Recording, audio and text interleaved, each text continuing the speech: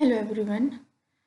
Today's topic is denotation and connotation and types of term. In the last video we did what is term and the distribution of term. तो ये एक तरह से same topic है जो आगे continue हो रहा है. डेनोटेशन एंड कॉनोटेशन. डेनोटेशन को हिंदी में निर्देश और कॉनोटेशन को गुणार्थ बोलते हैं. And now, what is denotation? A denotation is the strict, literal definition of a word devoid of any emotion and attitude. Denotation word का लिटरल मीनिंग होता है जिसमें कोई इमोशन, कोई एटीट्यूड इंक्लूड ना हो. Denotation of a term is the object which possess the all qualities.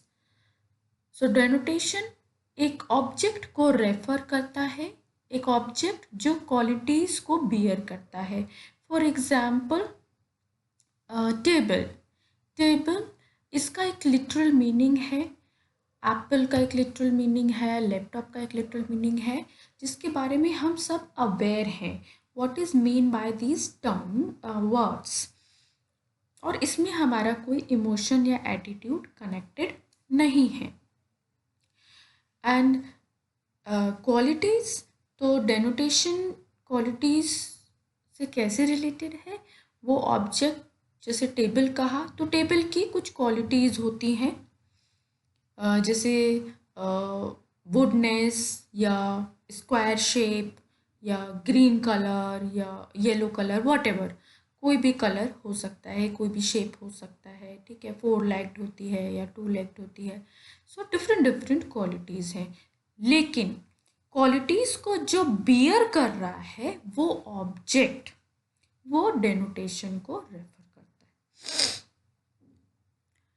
सो ये दो मतलब हैं जिनके थ्रू हम डेनोटेशन को समझ सकते हैं. डेनोटेशन लिटरल मीनिंग और definition of a word, and denotation of a term is the object which possesses the qualities. The connotation of a word. अब connotation क्या है? Connotation of a word or term includes elements of emotion और attitude. जो connotation है यानी गुणार्थ है वो किस चीज़ का एलिमेंट इंक्लूड कर रहा है? इमोशन एंड एटीट्यूड का. कैसे?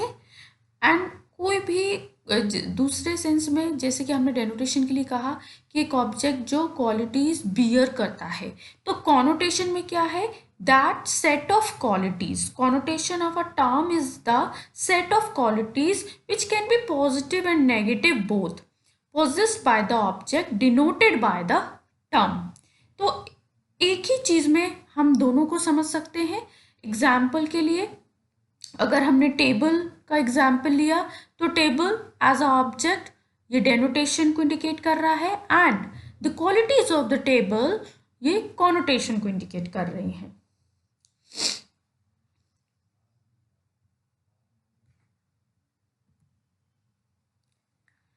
डेनोटेशन एंड कॉनोटेशन को आगे पढ़ते हैं. यहाँ पे दो चीजें आपको मिलेंगी, reference and sense. So denotation can be synonymous with reference क्योंकि ये ऑब्जेक्ट को रेफर करता है. If I am talking about table तो ये table as a object refer कर रहा है. एंड कॉनोटेशन विथ सेंस क्योंकि हम उसे क्वालिटी के साथ एक्सप्लेन कर रहे हैं कि उस ऑब्जेक्ट का क्या सेंस है. For example, the denotation of dog is just the collection of all the dogs that exist. World में जितने भी डॉग एग्जिस्ट कर रहे हैं वो किसी भी ब्रीड के हों, वो पेट हो या स्ट्रीट डॉग हो या लेब्रा डॉग हो, कोई भी हो, वो इंडियन हो, अमेरिकन हो, कहीं का भी हो, वो सारे के सारे डॉग आपकी एक कैटेगरी में आ जाएंगे. अब कॉनोटेशन क्या है? कॉनोटेशन है डॉग की qualities. For example, the connotation of dog is 4 legged, canine, carnivore. ये इसकी क्वालिटी है कि वो 4 पैरों वाला होता है, उसके दांत बड़े बड़े होते हैं, ठीक है, जिनके थ्रू वो मांस खा सकता है, ये उसकी क्वालिटीज़ हैं। तो डेनोटेशन एक ऑब्जेक्ट को रेफर कर रहा है और कॉनोटेशन उसके सेंस को क्लियरिटी दे रहा है कि वो चीज़ क्या है। तो इस तरह से हम देख सकते हैं कि कॉनोटेशन एंड डेनोटेशन रिलेटेड हैं, इन अ सेंस ये कनेक्टेड हैं एक दूसरे से। दस connotation is the emotional and suggestive meaning. ये एक तरह से डिफ्रेंशिएट कर रहे हैं इस पॉइंट में। Connotation is a emotional and suggestive meaning of a word, on the other hand denotation is strict dictionary meaning और literal meaning of the word. ये मिसिंग है यहाँ पे, literal meaning of a word. Second, connotation is more or less synonymous with intention.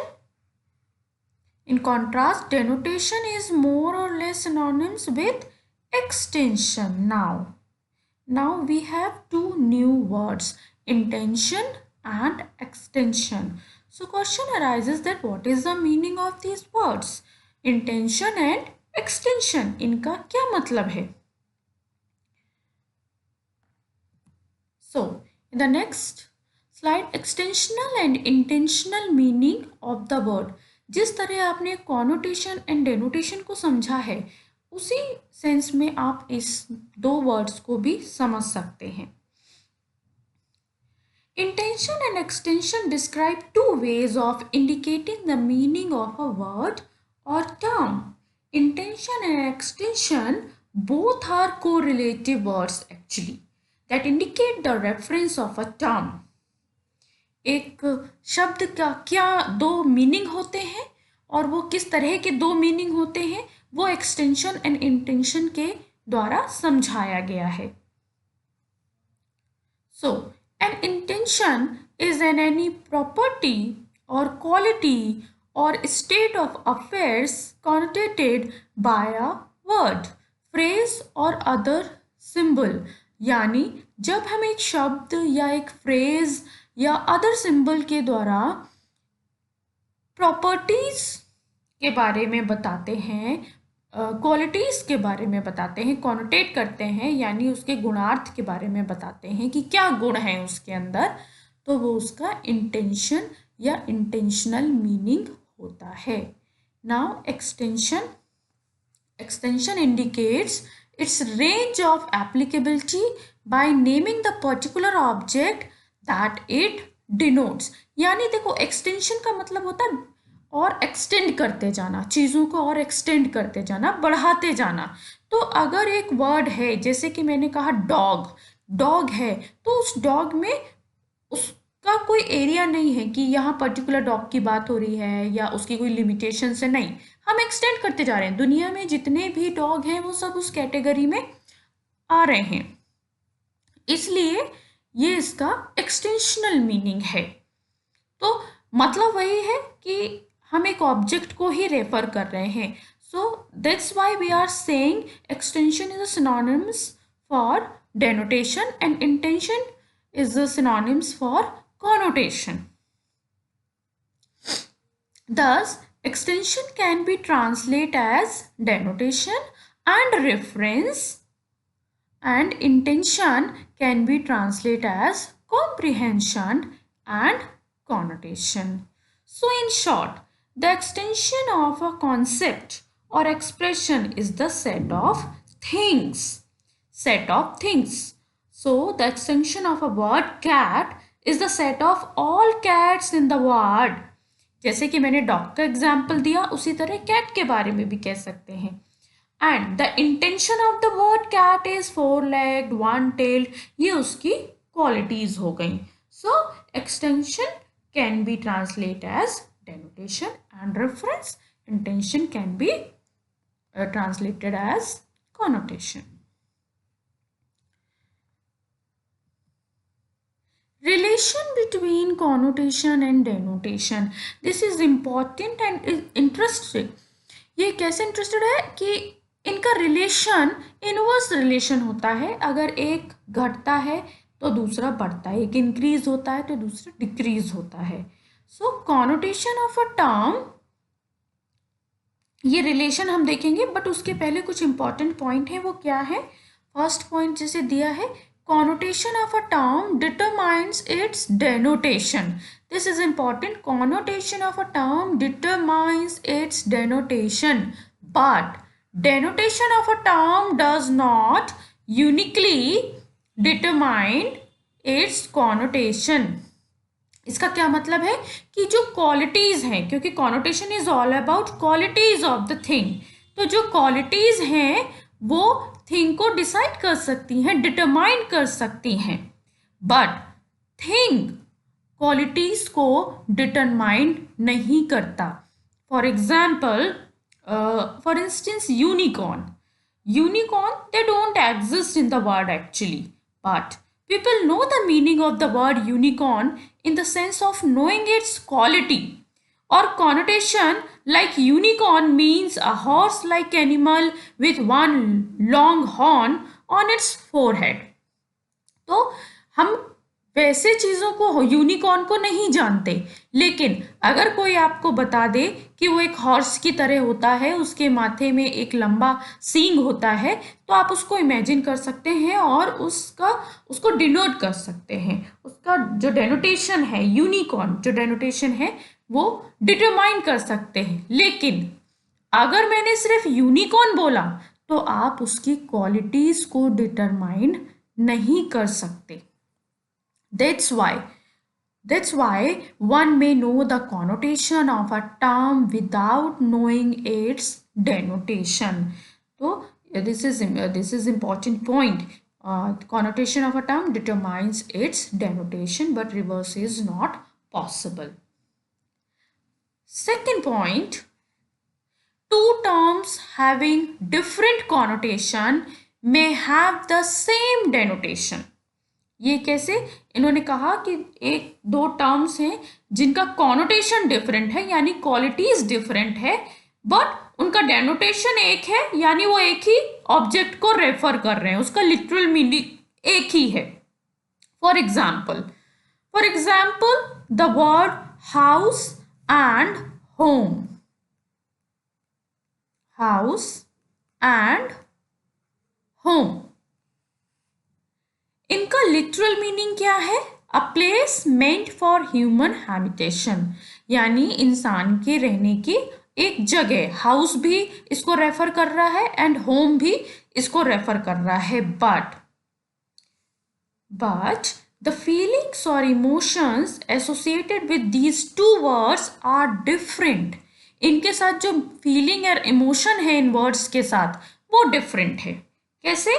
While the word house indicates a neutral feeling of just a place of inhabitation, house के साथ कोई as such feeling attached नहीं है, but home के साथ हमारी एक feeling, जैसे feeling of love, feeling of warmth, ये हमारी feeling attached है, तो इसका connotation different है। जैसे मैं अगर हिंदी में बोलूँ घर और मकान, तो यहाँ पे हाउस मीन्स मकान हो गया।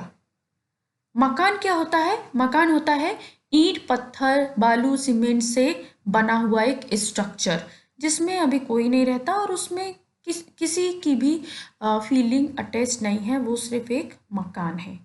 होम को हम कहते हैं घर। इनका जो डिनोटेड मीनिंग है वो सेम है कि लोगों के रहने की जगह है, वो सेम है, लेकिन जब हम घर वर्ड यूज़ करते हैं तो हमारी फीलिंग उससे अटैच हो जाती है। जैसे कि हम जब बाहर होते तो कहते हैं हमें अपनी घर की याद आ रही है, हम ऐसा नहीं कहते कि हमें अपनी मकान की याद आ रही है।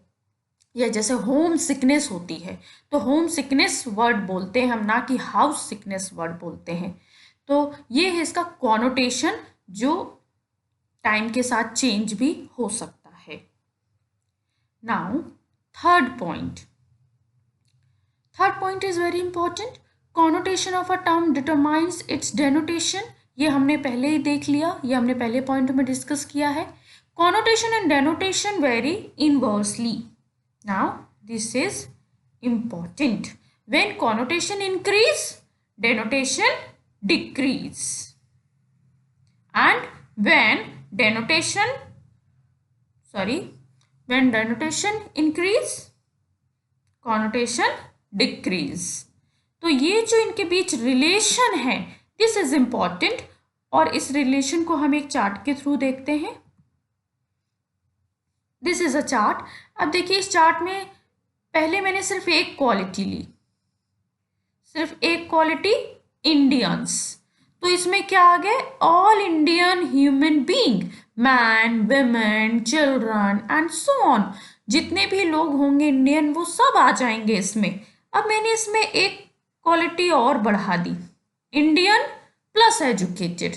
तो यहाँ पे जो काउंट था वो गिर गया, अब यहाँ पे सब लोग नहीं आएंगे, अब यहाँ पे सिर्फ एजुकेटेड इंडियंस आएंगे। ठीक है, अनएजुकेटेड लोग इस कैटेगरी में काउंट नहीं हो रहे, वो इससे एक्सक्लूड हो गए। अब मैंने एक कॉनोटेशन और बढ़ा दिया, Indian plus educated plus women. So only Indian educated women are members of this class, count और कम हो गया। मैंने यहाँ पर एक और बढ़ाया वर्किंग, सो काउंट और कम हो गया, अब सिर्फ वही वुमेन आएंगी जो इंडियन है, एजुकेटेड है एंड वर्किंग है। So we can see the relation between connotation and denotation, एक बढ़ रहा है तो एक डाउन जा रहा है, ये रिलेशन है। इसी तरह अगर ये बढ़ेगा, इसको हम नीचे से देखते हैं। अब देखिए अगर यहाँ से चलते हैं एक नंबर, तो क्या हो रहा है, यहाँ पे 4 कैटेगरीज हैं। अगर हम यहाँ पे 2 नंबर चलेंगे तो यहाँ पे 3 कैटेगरीज आ जाएंगी, ये 3 नंबर तो यहाँ पे 2 कैटेगरीज 2 क्वालिटीज, और यहाँ पे 4 तो यहाँ पे 1। तो ये बढ़ता है तो ये घटता है, ये बढ़ता है तो ये घटता है। ये आपको क्लियरली समझ में आ रहा होगा। So this is a relation between connotation and denotation. I hope सबको क्लियर हुआ होगा। Now the types of term, वैसे तो बहुत तरह की टर्म डिस्क्राइब्ड हैं, बट मेजरली 4 टर्म या the group of terms describe किया है लॉजिक में। The first is singular and general term. तो सिंगुलर को हम इंडिविजुअल टर्म के फॉर्म में भी यूज़ करते हैं। What is that? Singular stands for a single individual, an object or thing। यानी जब हम किसी इंडिविजुअल सिंगल इंडिविजुअल या सिंगल ऑब्जेक्ट या सिंगल थिंग की बात करेंगे, that is singular term. For example Plato, Delhi, laptop, pen, book etcetera. So now there are 2 type of singular term. This is important. One is proper noun and second is specifically described term. So proper noun के example ये हैं जो मैंने आपको पहले दिए, और आपने ग्रामर में भी पढ़ा होगा एक्चुअली प्रॉपर नाउन के बारे में। But what is specifically describe term, ये क्या है? ये है कि जब आप एक फ्रेज के थ्रू किसी पर्सन या इंडिविजुअल ऑब्जेक्ट या इंडिविजुअल थिंग पर्सन को एक्सप्लेन करते हैं या उसको रेफर करते हैं तो उसे स्पेसिफिकली डिस्क्राइब टर्म कहते हैं। For example women prime minister of India up to 1982। So this sentence or this phrase refers to a single person, that is Mrs. Indira Gandhi. ये हम सबको पता है। तो एक फ्रेज है, एक ग्रुप ऑफ वर्ड है जो एक ही पर्सन को इंडिकेट कर रहा है, रेफर कर रहा है, that's why it is singular term. Now general term और we can say universal term. General term is used to common noun. तो आप ये देख सकते हैं कि सिंगुलर में प्रॉपर नाउन यूज हो रही है और जनरल में कॉमन नाउन यूज हो रही है। And common noun is what? Common noun refer to groups.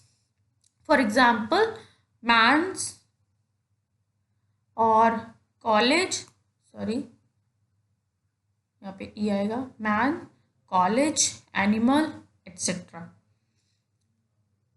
तो ग्रुप, यहाँ पे ग्रुप आ रहा है, हम किसी इंडिविजुअल ऑब्जेक्ट या पर्सन की बात नहीं कर रहे, हम ग्रुप की बात कर रहे हैं। कॉलेज में बहुत सारे लोग आ जाते हैं, एनिमल के अंदर बहुत सारे एनिमल आ जाते हैं, ये एक क्लास है। तो इस तरह से ये जनरल टर्म है। नेक्स्ट है concrete and abstract term. Concrete term क्या है? Concrete terms refer to physical objects, things, person and events. For example crow, mask, spoon etcetera. तो कॉन्क्रीट टर्म्स वे हैं जो किसी फिजिकल ऑब्जेक्ट जिसे हम टच कर सकते हैं, जिसको हम परसीव कर सकते हैं, उसको हम कॉन्क्रीट टर्म से रेफर करते हैं। In some sense meaning of this term are stable. देखा जाए तो बहुत हद तक इनकी मीनिंग स्टेबल होती है, हम चेंज नहीं कर सकते। A concrete term is a name which express a nature or attribute in as inherent in a subject. For example, white or happy.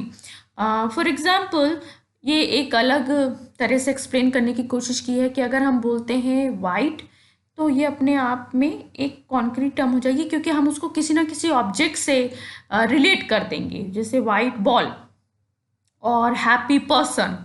तो ये क्या हो गया? ये कॉन्क्रीट, क्योंकि वाइट बॉल को हम परसीव कर सकते हैं, तो ये कॉन्क्रीट टर्म हो जाएगी। Now what is abstract term? Abstract term refers to ideas और कॉन्सेप्ट्स। सो यहाँ से हम समझ सकते हैं we are talking about ideas and concepts, it means they have no physical referent.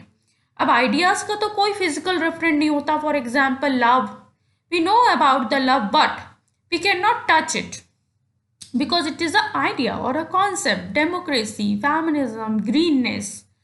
So जैसे हमने white bird की बात करी थी, so white ball तो concrete term है, but if I am talking about whiteness, that is not concrete term, that is abstract term because whiteness is a concept. आप उसे touch नहीं कर सकते.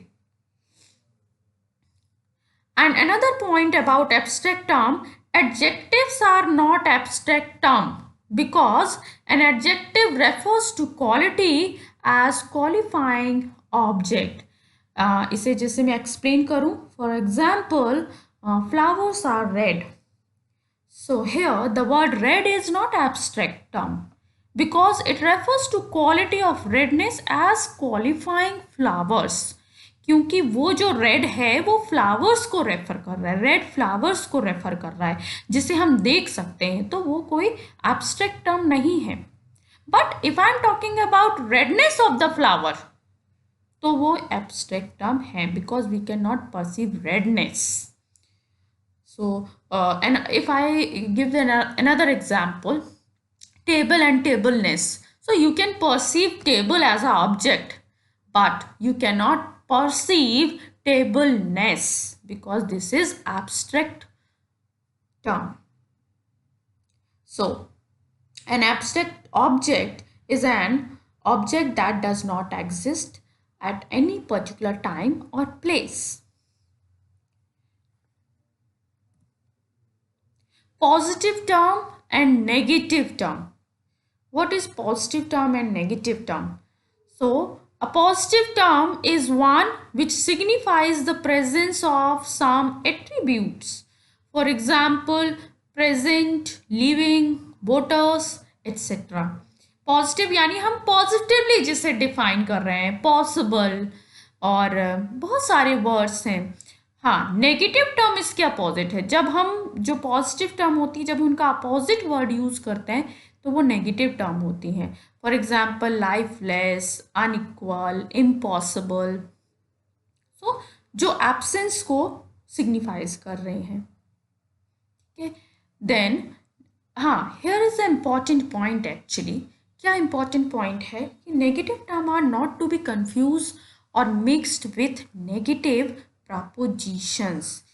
हमें कभी भी negative proposition and negative term में कंफ्यूज नहीं होना है। For example, some students are not wise, this is O proposition, it means particular negative proposition, but term is positive. The term wise is positive. So this is negative proposition with positive term. Similarly, some students are unvoiced. This is I proposition. Particular affirmative. So this is particular affirmative proposition with negative term unvoiced.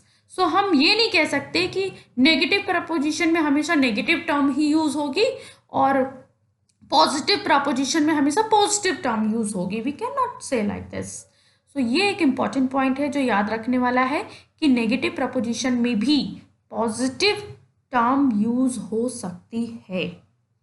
So don't be confuse regarding propositions and terms. Both are separate.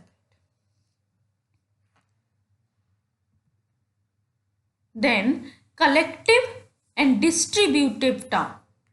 Collective and distributive term आप इसके नाम से समझ सकते हैं. A term is collective if it refers to a group of individual. जब हम individual की को कलेक्ट करके ग्रुप बना देते हैं तो वो टर्म जो होती है कलेक्टिव टर्म कहलाती है. जैसे लाइब्रेरी, कमिटी, ये अपने आप में तो सिंगल यूनिट हैं लेकिन इनके अंदर बहुत सारे इंडिविजुअल्स का ग्रुप है. लाइब्रेरी अपने आप में एक सिंगल यूनिट है, फैमिली अपने आप में एक सिंगल यूनिट है, बट इनके अंदर और भी इंडिविजुअल इंक्लूडेड हैं. That's why this is collective term. Distributed term क्या होता है? Distributed term refer to all the member of the class separately. कि उसमें हम एक यूनिट एज अ यूनिट बात नहीं करते, उसमें हम इंडिविजुअल जो मेंबर होता है उस सब को रेफर करते हैं. For example, all members of library are Axis bank card holder. In this example, I am talking about all members of library. So this is distributive term. So actually which term is collective and which term is distributive, it depends on the use of the term in a proposition. For an example, a word family. If I say, I'm inviting your family. So as a unit, यहाँ पे जो family word use हुआ that is collective term. क्योंकि मैंने individual सबको invitation नहीं दिया, मैंने कहा I am inviting to your family. ये कलेक्टिव टर्म को रेफर कर रहा है. अगर मैं बोलती हूँ I am inviting each and every member of your family, that is distributive term, क्योंकि मैं इंडिविजुअली सबको इन्विटेशन दे रही हूँ. So this is a difference between collective and distributive term. So thank you so much. I hope आप सबको ये topic clear हुआ होगा.